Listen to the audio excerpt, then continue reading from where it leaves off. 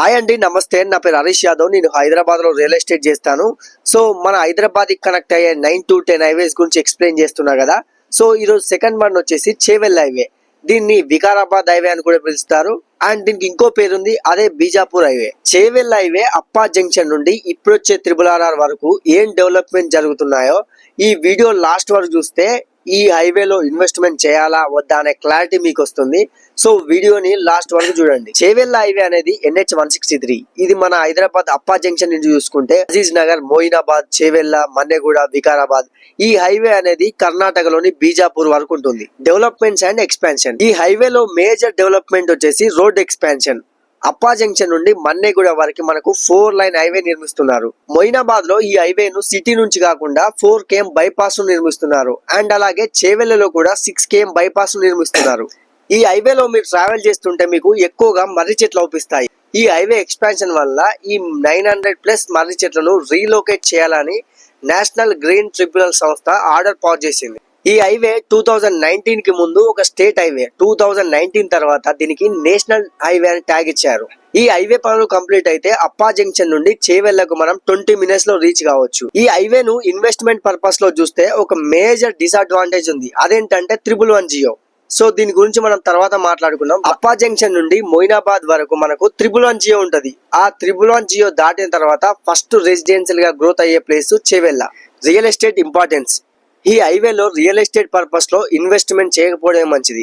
ఎందుకంటే అప్పా జంక్షన్ నుండి మొయినాబాద్ వరకు 111 జియో ఉంటుంది. ఆ తర్వాత వచ్చే చేవెళ్లలో 111 జియో ఉండదు. అక్కడ మీరు ఇన్వెస్ట్మెంట్ చేయొచ్చు. ఒకవేళ మీరు అక్కడ ఇన్వెస్ట్మెంట్ చేయాలనుకుంటే స్క్వేర్ యార్డ్ లో కాకుండా గుంటల్లో ల్యాండ్ తీసుకోవడం చాలా మంచిది. ఈ హైవేలో చూసుకుంటే farm house and villa culture ఎక్కువగా ఉంటుంది. ఇన్వెస్ట్మెంట్ పర్పస్ కాకుండా మంచి లగ్జరీ లైఫ్ ని లీడ్ చేయాలంటే ఈ హైవే చాలా మంచిది. అండ్ రిటైర్మెంట్ హోమ్ ప్లాన్ చేయడం కూడా చాలా మంచిది. ఈ హైవేలో ఈ ఏరియాలో సెలబ్రిటీస్ కి అండ్ బిజినెస్ మ్యాన్స్ కి ఫార్మ్ హౌసెస్ ఉన్నాయి. వాళ్ళు ఏం చేస్తారంటే ఇన్వెస్ట్మెంట్ పర్పస్ కాకుండా గ్రీనరీ అండ్ విలేజ్ వాతావరణాన్ని ఎంజాయ్ చేయడానికే తీసుకుంటారు. 111 జియో గురించి మాట్లాడుకునే ముందు ఫస్ట్ ఆఫ్ ఆల్ మనం హిమాయత్ సాగర్ అండ్ ఉస్మాన్ సాగర్ గురించి మాట్లాడుకోవాలి. 1908లో హైదరాబాద్ కు వచ్చిన వరదల వల్ల అప్పుడున్న నిజాం ప్రభుత్వం ఈ 2 జలాశయాలను నిర్మించాలనుకుంది. దీనికి ఇంజనీర్ గా మోక్షగుండం విశ్వేశ్వరయ్య ఉన్నాడు. వరదలు రాకుండా ఉండటంతో పాటు త్రాగునీటిగా యూజ్ చేసుకోవచ్చు అనే ప్లాన్ వేశారు. 1920లో స్టార్ట్ చేస్తే 1927లో ఈ జలాశయాలు కంప్లీట్ అయినాయి. అప్పటి నుంచి ఇప్పటి వరకు మన హైదరాబాద్ కు త్రాగునీటిని అందిస్తూనే ఉన్నాయి. ఒకప్పుడు హైదరాబాద్ నడిబొడ్డున ఉన్న హుస్సేన్ సాగర్ నీళ్లను హైదరాబాద్ ప్రజలు తాగేవారు.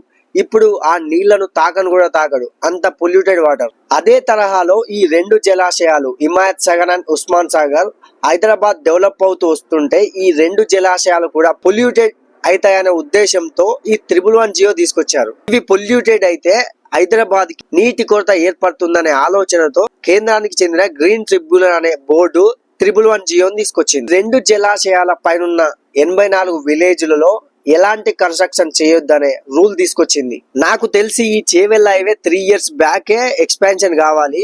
ఈ చేవెళ్ళ హైవే పక్కన ఉన్నటువంటి మర్రి చెట్ల వల్ల ఈ మర్రి చెట్లు తొలగిస్తే గ్రీనరీ పోతుందనే ఉద్దేశంతో ఈ హైవే పనులు ఆపేశారు.